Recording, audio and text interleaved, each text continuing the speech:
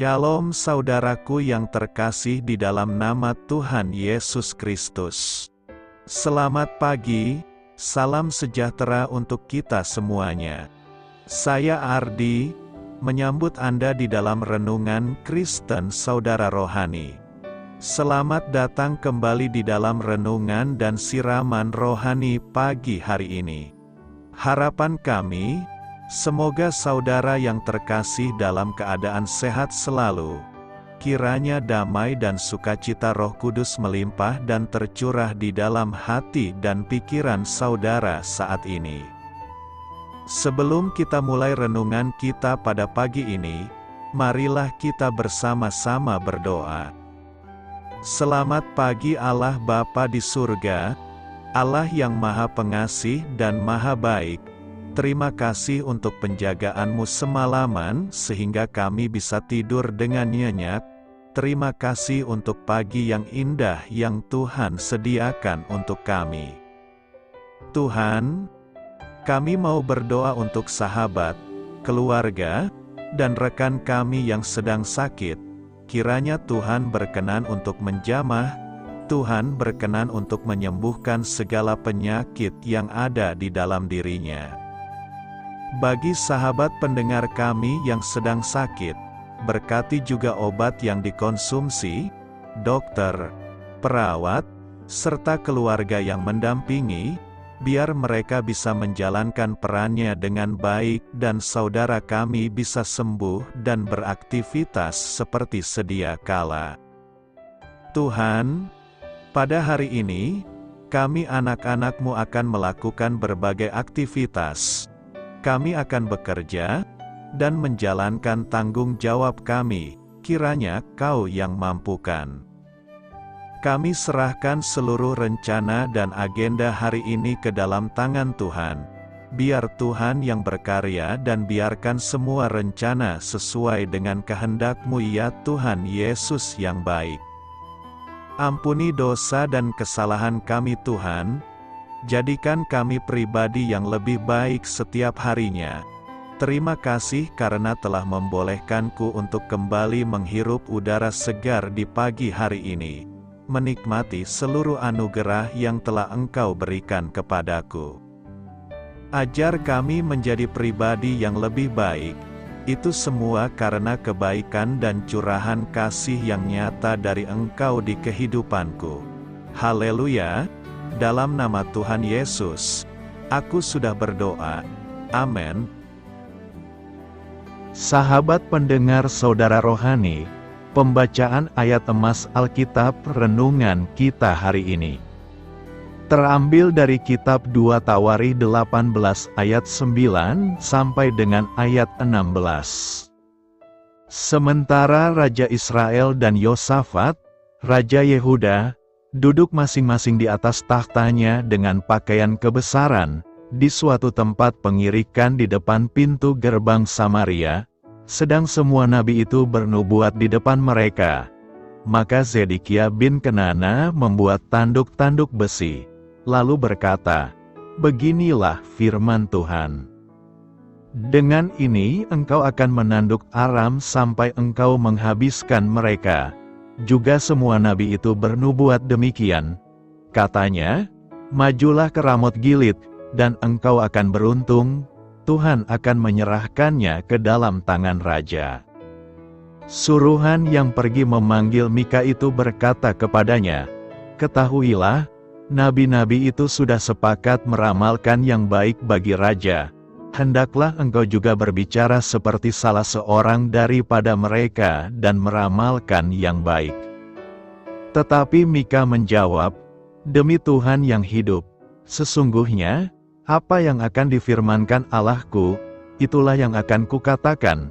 Setelah ia sampai kepada raja, bertanyalah raja kepadanya, "Mika, apakah kami boleh pergi berperang melawan Ramot Gilead atau aku membatalkannya?" Jawabnya, "Majulah dan kamu akan beruntung, sebab mereka akan diserahkan ke dalam tanganmu." Tetapi raja berkata kepadanya, "Sampai berapa kali aku menyuruh engkau bersumpah, supaya engkau mengatakan kepadaku tidak lain dari kebenaran?" Lalu jawabnya, telah kulihat seluruh Israel bercerai-berai di gunung-gunung seperti kambing domba yang tidak mempunyai gembala. Sebab itu Tuhan berfirman, mereka ini tidak punya Tuan. Baiklah masing-masing pulang ke rumahnya dengan selamat. Ayat renungan kita pada pagi hari ini terambil dari kitab 2 Tawarikh 18 ayat 9 sampai dengan ayat 16. Inti dari ayat emas renungan kita adalah, demi Tuhan yang hidup, sesungguhnya, apa yang akan difirmankan Allahku, itulah yang akan kukatakan. Mari kita mulai renungan pagi kita. Kata-kata bijak yang dapat kita petik adalah Suara Kebenaran. Renungan kita pada hari ini ditulis dan disusun oleh tim Gustafsson. Mari kita mulai kisah inspiratif. Setelah berlangsungnya konferensi perdamaian Paris yang mengakhiri Perang Dunia Pertama, Marsekal Prancis Ferdinand Foch dengan getir berkomentar, ini bukan perdamaian, melainkan gencatan senjata untuk 20 tahun mendatang. Pandangan Foch ini bertentangan dengan pendapat populer yang menyatakan bahwa konflik mengerikan tersebut akan menjadi perang yang mengakhiri semua peperangan. 20 tahun dan 2 bulan kemudian, Perang Dunia Kedua pecah. Foch ternyata benar. Di masa silam, Mika, satu-satunya nabi Allah yang benar di Israel pada saat itu, terus bernubuat tentang kekalahan Israel. Ucapannya bertentangan dengan ramalan kemenangan dari 400 nabi palsu di bawah arahan Raja Ahab. Ketahuilah, nabi-nabi itu sudah sepakat meramalkan yang baik bagi raja. Kata suruhan istana kepada Mika, hendaklah engkau juga berbicara seperti salah seorang daripada mereka dan meramalkan yang baik. Mika menjawab, apa yang akan difirmankan Allahku, itulah yang akan kukatakan. Ia menubuatkan bagaimana Israel akan bercerai-berai di gunung-gunung seperti kambing domba yang tidak mempunyai gembala. Mika benar, pasukan Aram membunuh Ahab dan tentara Israel pun tercerai-berai. Seperti Mika, kita yang menjadi pengikut Yesus membawa sebuah pesan yang bertentangan dengan pandangan populer. Yesus berkata, tidak ada seorang pun yang datang kepada Bapa, kalau tidak melalui aku. Banyak orang tidak menyukai pesan itu karena terkesan sempit dan keras, terlalu eksklusif, kata orang. Namun, sebenarnya Kristus justru membawa pesan penghiburan yang inklusif. Dia menerima dan menyambut setiap orang yang berpaling kepadanya. Marilah kita renungkan di dalam hati kita. Ketika Roh Allah mendorong Anda untuk mengatakan atau melakukan sesuatu, bagaimana Anda akan melakukannya dengan penuh kasih? Kapan asumsi Anda sendiri pernah ditantang oleh kebenaran Allah?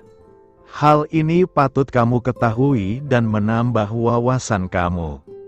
Dalam 2 Tawarikh 18, kita melihat adanya pertentangan antara nabi sejati dan nabi palsu. Hal yang sama juga terjadi dalam Yeremia 27-28. Nabi Yeremia adalah satu-satunya suara yang jujur di antara banyak suara yang menipu dan ia menolak kebohongan nabi palsu Hananya. Dalam Perjanjian Baru, Paulus juga memberi peringatan tentang nabi-nabi palsu dan suatu hari ketika orang-orang akan mencari banyak guru untuk mengatakan apa yang mereka sukai. Setiap orang yang percaya kepada Yesus harus pintar dan berani mengungkapkan kebenaran, meskipun ada orang yang mengharapkan hal lain. Menyampaikan apa yang difirmankannya, 2 Tawarikh 18 ayat 13 berkata, tetapi Mika menjawab, demi Tuhan yang hidup, sesungguhnya, apa yang akan difirmankan Allahku, itulah yang akan kukatakan. Tugas umat percaya adalah menjadi penyambung lidah Tuhan. kita mendengar firman Tuhan lalu menyampaikannya kembali kepada orang-orang yang membutuhkannya. Firman Tuhan itu tidak berhenti pada diri kita sendiri, tetapi kita teruskan kepada orang lain. Nabi adalah orang yang dipakai untuk menyampaikan pesan dari Tuhan, seperti seorang kurir atau pengantar barang, mengantar barang yang ditugaskan kepadanya. Demikian juga dengan Nabi sebagai pengantar pesan Tuhan menyampaikan pesan Tuhan. Raja Ahab tidak suka dengan Nabi Mika sebab pesan yang disampaikan selalu tidak menyenangkan hatinya. Berbeda dengan nabi-nabi lain yang menyampaikan pesan Tuhan yang selalu menyenangkan hatinya sebab mereka sudah sepakat satu dengan yang lain untuk selalu menyampaikan pesan yang baik. Berbeda dengan Nabi Mika yang menyampaikan pesan Tuhan kepada Raja Ahab supaya bertobat. Oleh karenanya Raja Ahab marah kepada Nabi Mika karena pesan yang disampaikannya itu. Walaupun Nabi Mika tahu Raja Ahab akan marah, tetapi ia tetap menyampaikan pesan tersebut.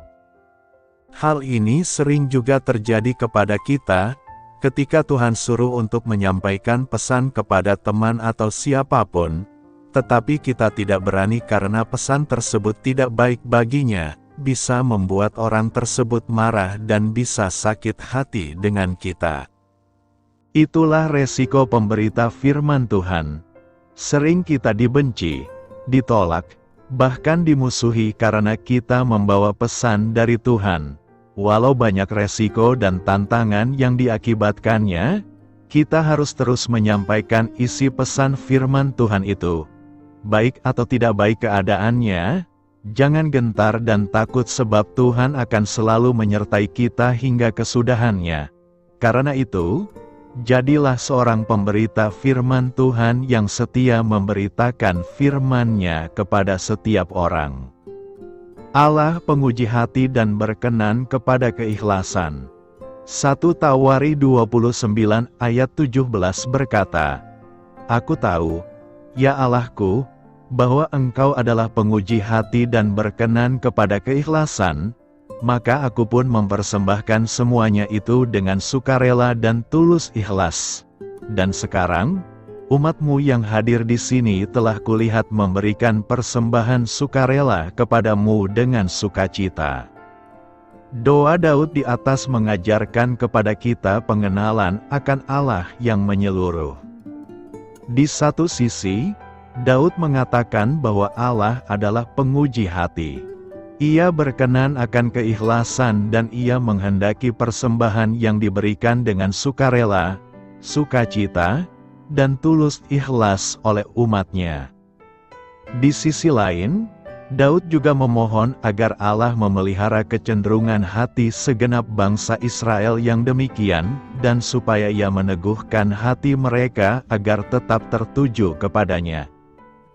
Dengan kata lain, Raja Daud menyadari bahwa hati yang menyembah serta hati yang senantiasa condong kepada Allah sesungguhnya berasal dari Allah sendiri.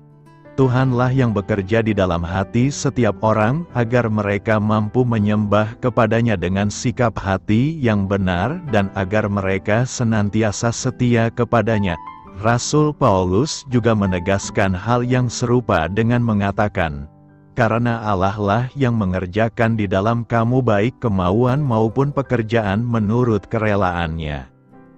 Allah kita adalah Allah yang menuntut penyembahan dari umat-Nya. Oleh karenanya, kita harus hormat dan takut kepadanya. Namun, Allah kita juga adalah Allah yang memampukan umat-Nya untuk menyembah-Nya seturut dengan kehendak-Nya. Oleh karenanya, kita harus bersyukur dan bersorak kepadanya. Demikianlah hendaknya kita mengenal Dia. Jika Ia meminta sesuatu dari kita, maka Ia juga akan memberikannya kepada kita, agar kita mampu menyerahkannya kembali kepadanya. Jika Ia menuntut sesuatu dari kita, maka Ia juga akan memampukan kita untuk memenuhi tuntutannya tersebut. Betapa berbahagianya kita memiliki Allah yang sedemikian baik dan murah hati. terpujilah namanya untuk selama-lamanya.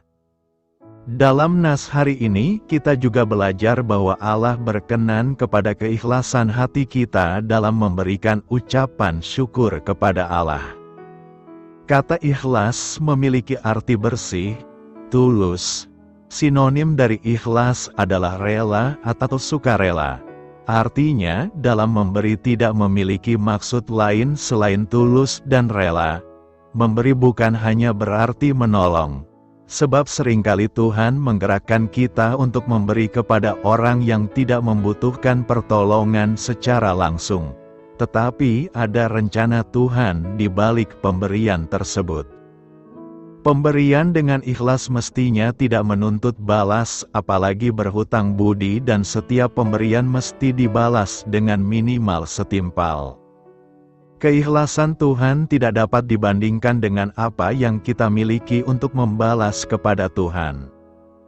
Tetapi kita belajar dari firman Tuhan hari ini ungkapan Daud bahwa aku tahu, ya Allahku, bahwa Engkau adalah penguji hati dan berkenan kepada keikhlasan, maka aku pun mempersembahkan semuanya itu dengan sukarela dan tulus ikhlas. Dan sekarang, umat-Mu yang hadir di sini telah kulihat memberikan persembahan sukarela kepada-Mu dengan sukacita. Bagaimana respon kita kepada Tuhan yang dengan penuh keikhlasan telah mengaruniakan Tuhan Yesus Kristus menjadi tebusan bagi dosa-dosa kita? Tuhan mengasihi orang-orang yang memberi dengan tulus dan rela. Hendaklah masing-masing memberikan menurut kerelaan hatinya, jangan dengan sedih hati atau karena paksaan, sebab Allah mengasihi orang yang memberi dengan sukacita.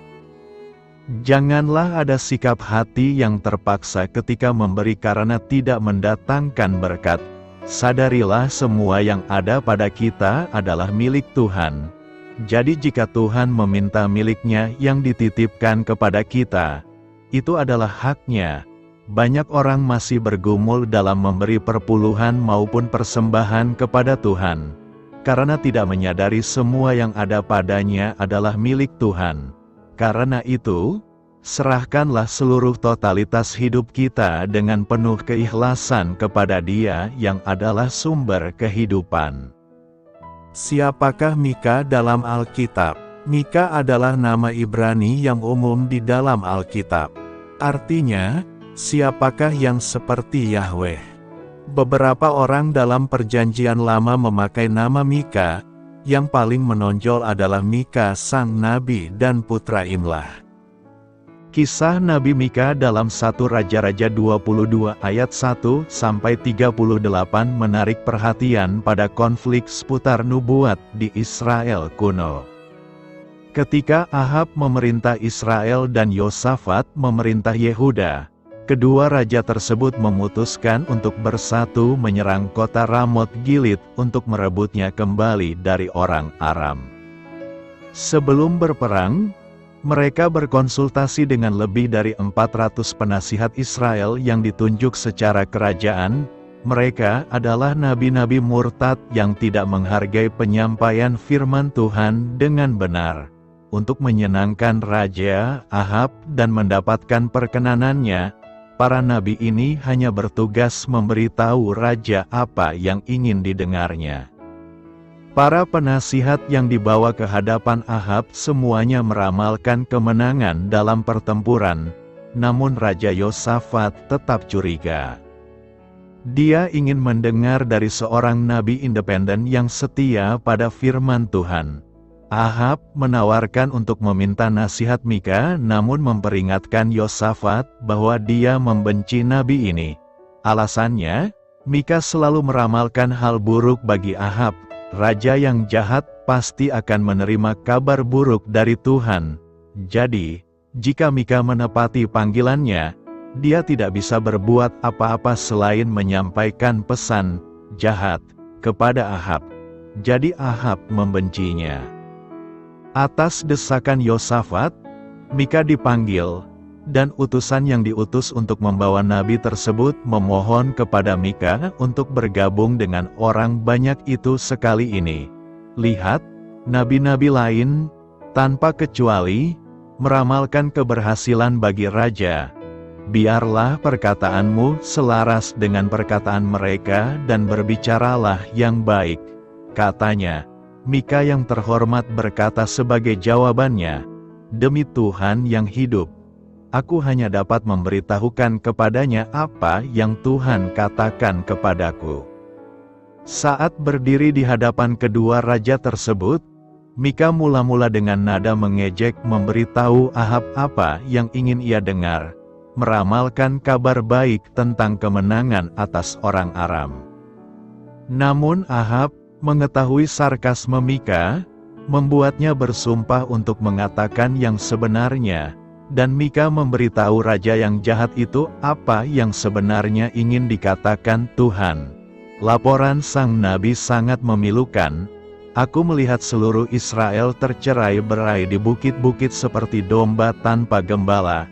Dan Tuhan berfirman, bangsa ini tidak mempunyai tuan. Biarlah masing-masing pulang dengan selamat.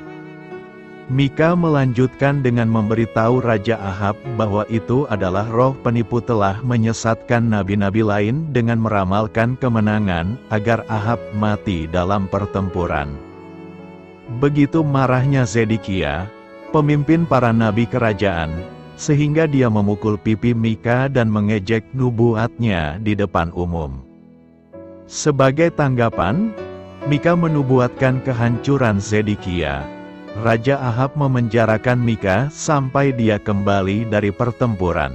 Saat dia dibawa pergi, Mika memberikan peringatan terakhir yang mendesak, jika kamu kembali dengan selamat, Tuhan tidak berbicara melalui aku. Tandai kata-kataku, kalian semua, raja-raja tidak mempercayainya. Tetapi Mika telah mengatakan kebenaran dari Allah.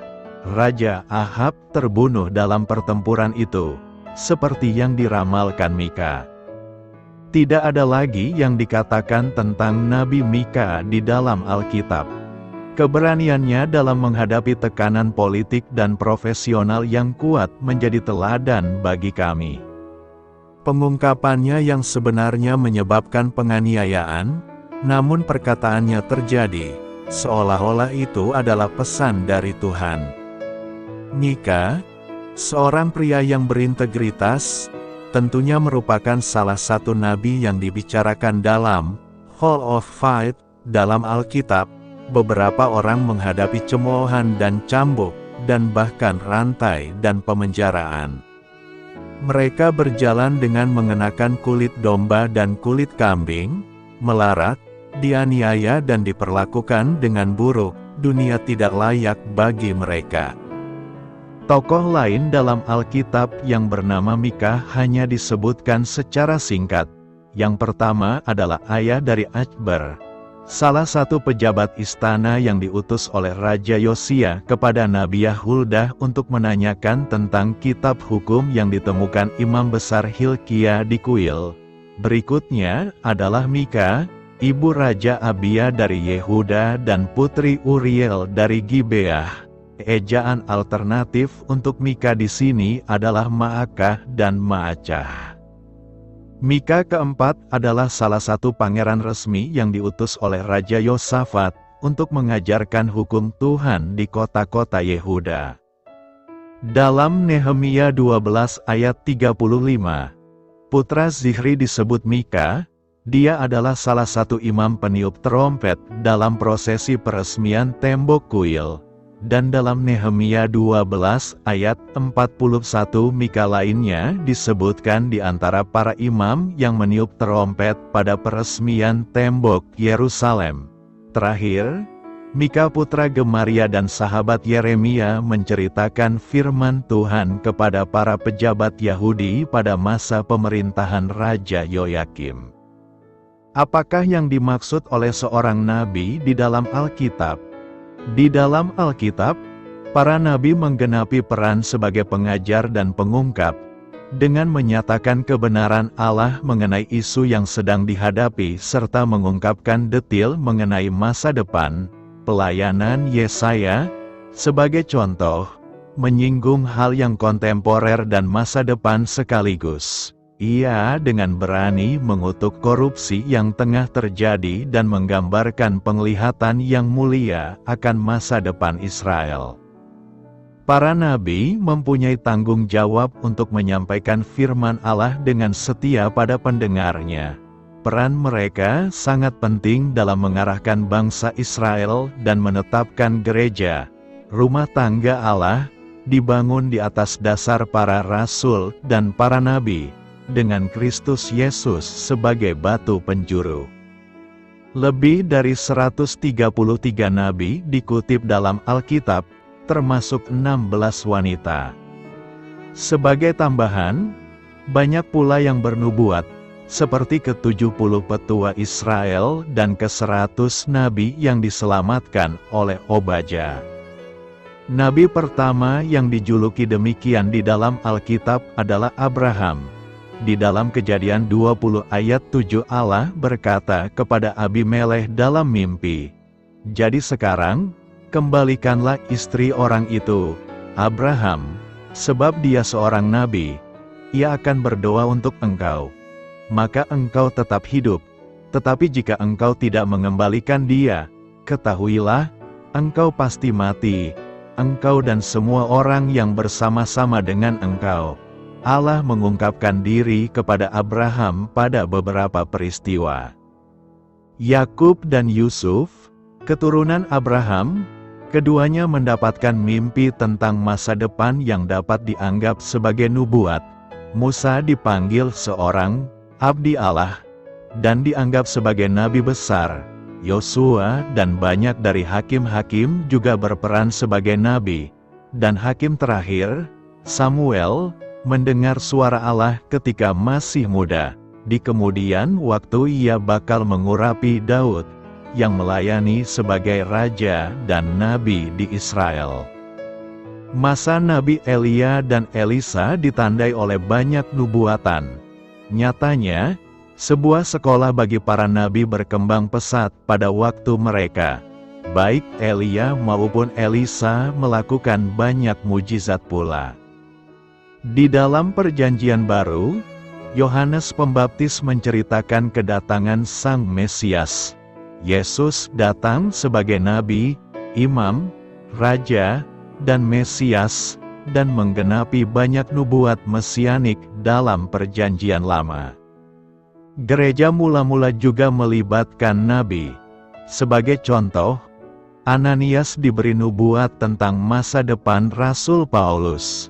Kisah 21 ayat 9 juga mengutip keempat putri Filipus yang dapat bernubuat.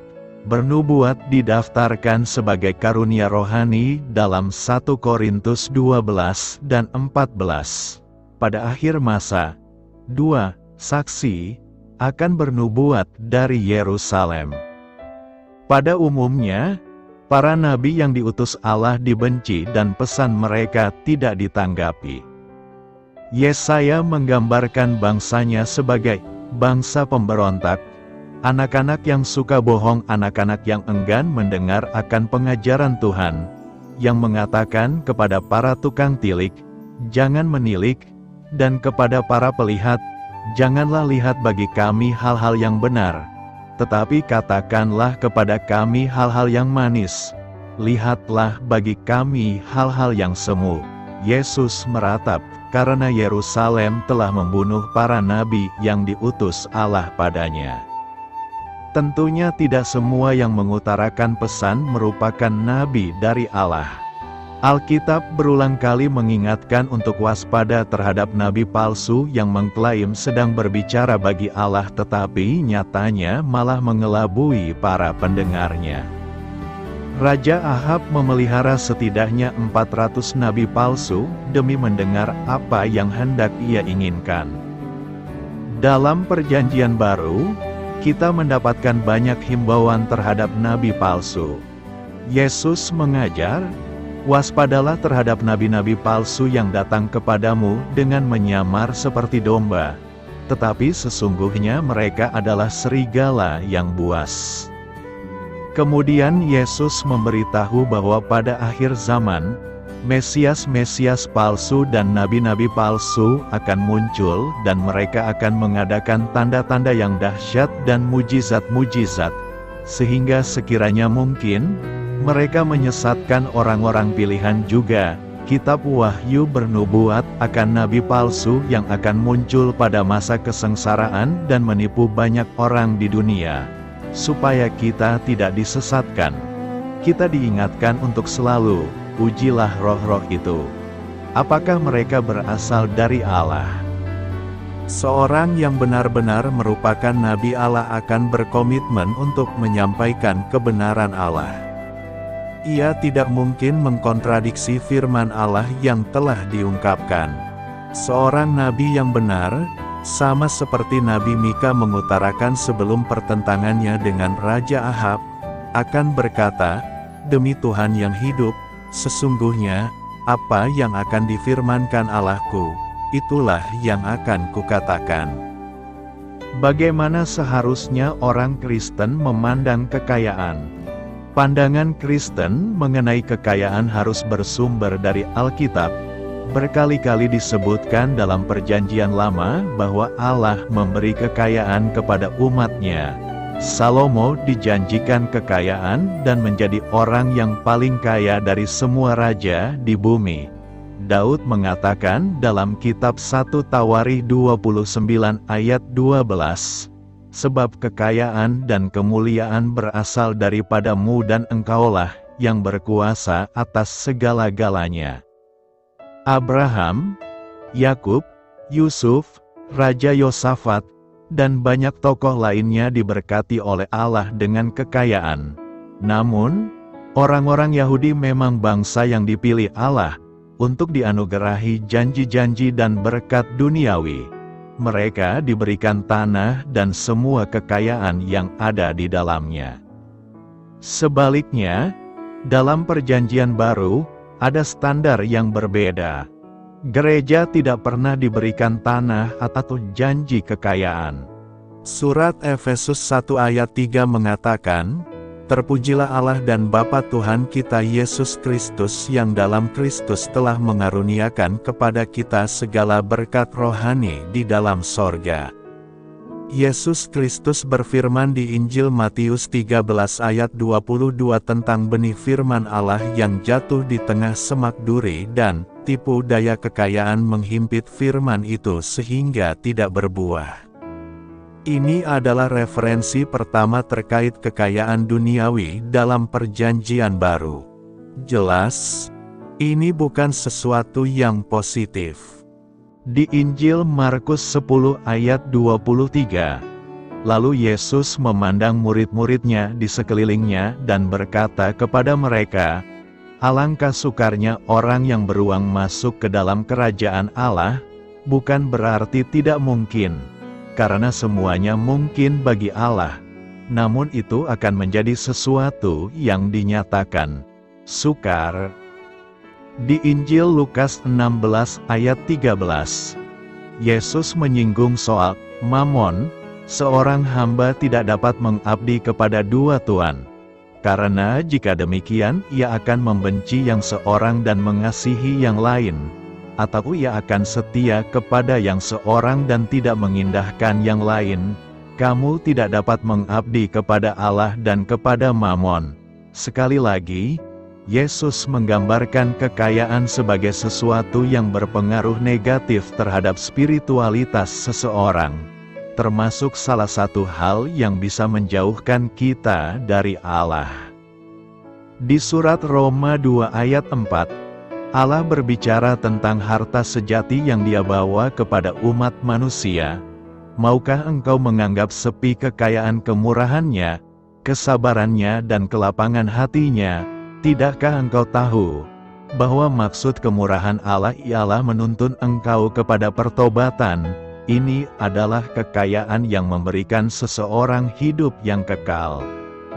Sekali lagi, hal ini diungkapkan di surat Roma 9 ayat 23-24 berkata, "Justru untuk menyatakan kekayaan kemuliaannya atas benda-benda belas kasihannya yang telah dipersiapkannya untuk kemuliaan, yaitu kita, yang telah dipanggilnya bukan hanya dari antara orang Yahudi, tetapi juga dari antara bangsa-bangsa lain, juga di dalam surat Efesus 1 ayat 7 berkata, sebab di dalam Dia dan oleh darahnya kita beroleh penebusan, yaitu pengampunan dosa, menurut kekayaan kasih karunia-Nya.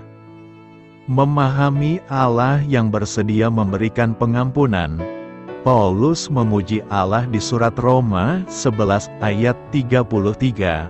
Oh, alangkah dalamnya kekayaan, hikmat dan pengetahuan Allah, sungguh tak terselidiki keputusan-keputusannya dan sungguh tak terselami jalan-jalannya.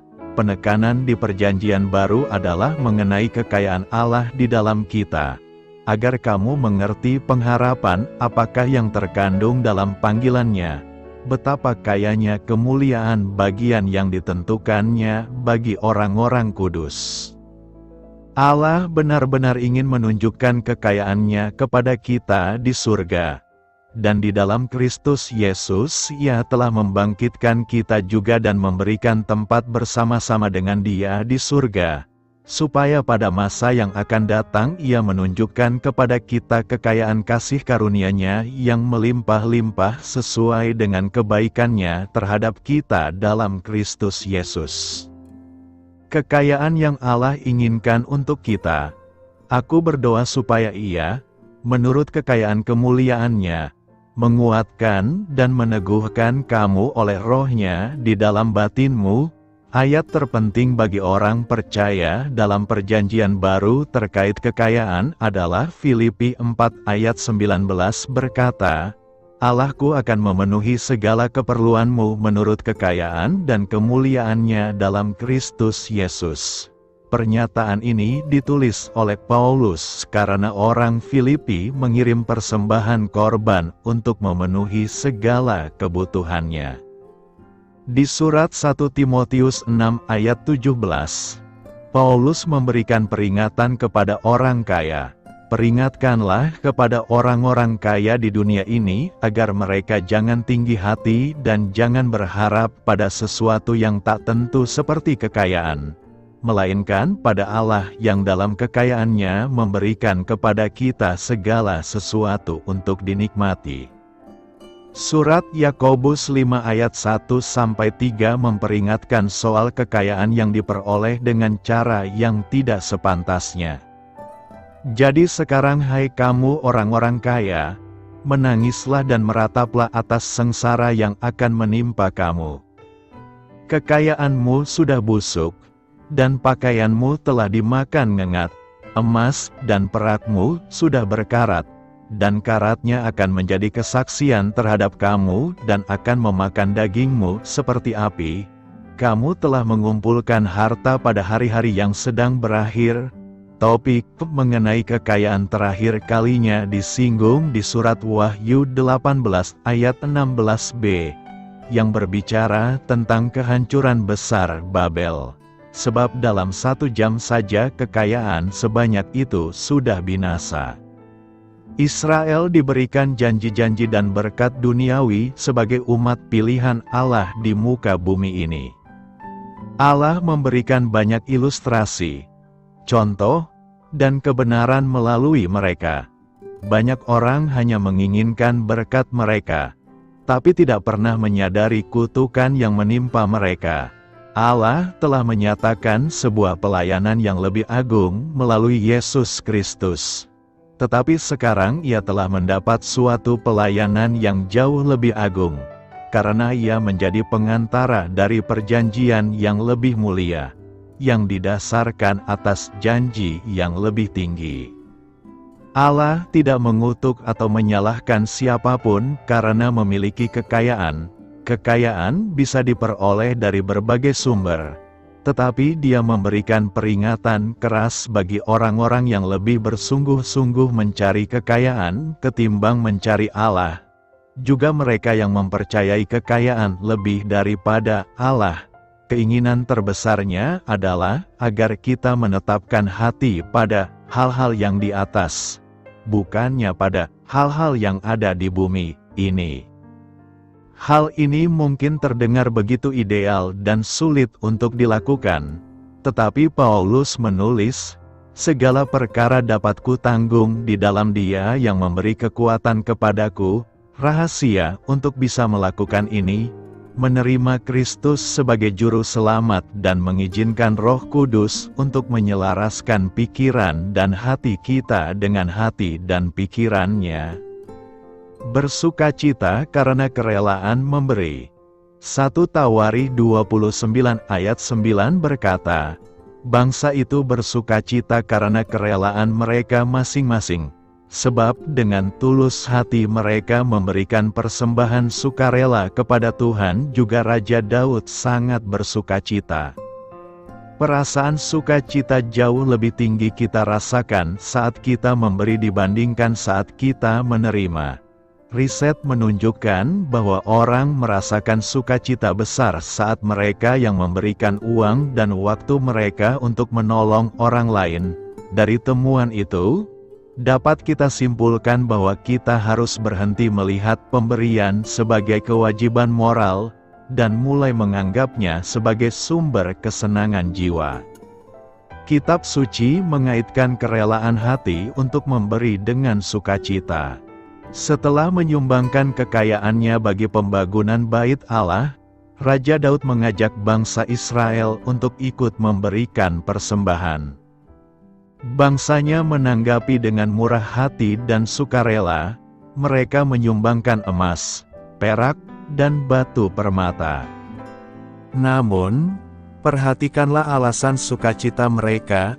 Bangsa itu bersukacita karena kerelaan mereka masing-masing, sebab dengan tulus hati mereka memberikan persembahan sukarela kepada Tuhan. Kitab suci tidak pernah mendorong kita memberi supaya kita senang, tetapi memberi dengan tulus dan rela demi suatu kebutuhan. Jika kita memberi dengan dasar tulus dan sukarela, maka sukacita biasanya akan menyusul. Kita mungkin sadar, lebih mudah mencari dana untuk gerakan penginjilan daripada bagi kebutuhan administratif, karena orang percaya senang merasa ikut andil dalam mendanai pelayanan di garis depan. Akan tetapi, marilah kita juga mendukung kebutuhan yang lain, karena Yesus sendiri telah rela menyerahkan dirinya demi menjawab kebutuhan kita. Nas hari ini memberikan kita nasihat agar saat kita memberi jangan pernah dirasakan sebagai beban. Jangan membuat kita jadi tertekan. Pemberian kita jangan diberikan dengan perasaan ragu, enggan segan, atau tidak rela. Sesungguhnya, sebagaimana terlihat dalam kutipan ini, memberi haruslah menjadi kesempatan untuk bersukacita dengan luar biasa. Pemberian kita harus diberikan dengan iman. Berikan pemberian kita kepada Allah dengan keyakinan akan firman-Nya. Jika kita memberi dengan mengeluh dan tidak rela, maka apakah hal itu akan membuat Allah menunda pemberian berkat-Nya yang sempurna kepada kita? Kita tidak tahu. Tetapi, kita tahu bahwa Allah sungguh-sungguh mengasihi orang yang memberi dengan gembira dan sepenuh hati.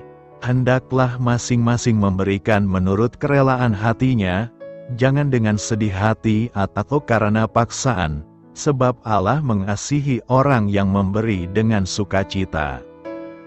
Dalam ayat ini, sangat jelas bahwa memberi, kita tidak bicara tentang mengembalikan 1/10 milik Allah kepadanya.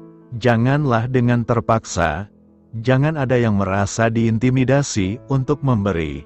Jangan ada yang merasa ditekan harus memberi. Memberi jangan dijadikan kewajiban atau dimotivasi oleh rasa bersalah. Memberi harus dilakukan menurut kehendak bebas dan kasih. Memberi adalah keputusan pribadi untuk memberi berkat kepada orang lain, sebagaimana kita diberkati oleh Allah. Kita melakukannya dengan memberikan dukungan pada berbagai pelayanan dalam gereja setempat kita. Ya, memberi bisa dilakukan di tempat-tempat lain. Tetapi jagalah agar kita terlebih dahulu memberi perhatian kepada tempat di mana kita dibesarkan dari minggu ke minggu. berilah dengan rela dan gembira. Pemberian kita jangan disampaikan dengan perasaan ragu, enggan, atau tidak rela. Pertanyaan kita sekarang adalah, bagaimana seharusnya kita memberi untuk karya Allah? Banyak wadah pelayanan yang menawarkan kesempatan untuk memberi kepada Tuhan dengan bermacam-macam cara, mulai dari orang miskin, kebutuhan anak-anak, membantu pembangunan gereja, mendukung program misi dan penginjilan, dan lain sebagainya. Kita harus menyadari bahwa masing-masing kita memiliki bagian yang harus dikerjakan. Mungkin kita tidak berada di garis depan ladang pelayanan misi untuk langsung melayani jiwa-jiwa yang ada di pelosok tanah air. Namun kita dapat turut memasok bahan bakar untuk mereka yang ada di garis depan. Karena saat kita melakukan bagian tersebut, bagian kita menjadi sama pentingnya seperti mereka yang langsung turun melayani jiwa-jiwa yang belum mengenal Tuhan. Karena itu, marilah kita memberi dengan tulus dan sukarela, agar kita memperoleh sukacita dari Allah. Doa saya menyertai saudara sekalian. Marilah kita menyampaikan doa syafaat. Ya Bapa, berilah aku hikmat untuk memahami kebenaran-Mu. Amin. Sampaikan harapan dan permintaan saudara kepada Tuhan.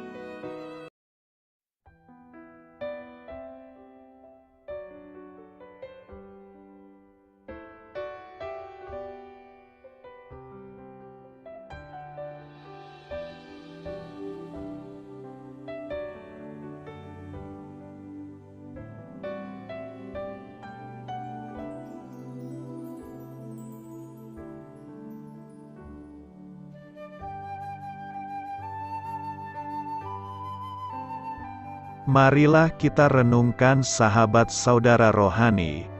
Demikianlah renungan firman Tuhan pagi hari ini. Semoga menjadi berkat dalam hidup kita. Dan sebelum kita memulai segala aktivitas kita pagi hari ini, marilah kita berdoa. Selamat pagi Bapa, malam hari telah berganti pagi. Kehidupan baru telah Engkau berikan kembali bagi kami.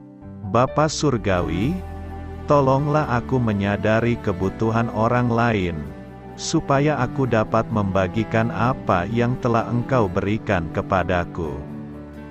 Pada saat aku membutuhkan, berilah aku keyakinan bahwa Engkau akan mencukupkanku, melalui orang-orang yang mengasihi-Mu, bukan karena kami pantas atau layak, namun karena kasih karunia-Mu kami boleh ada, sebagaimana kami ada di pagi hari ini.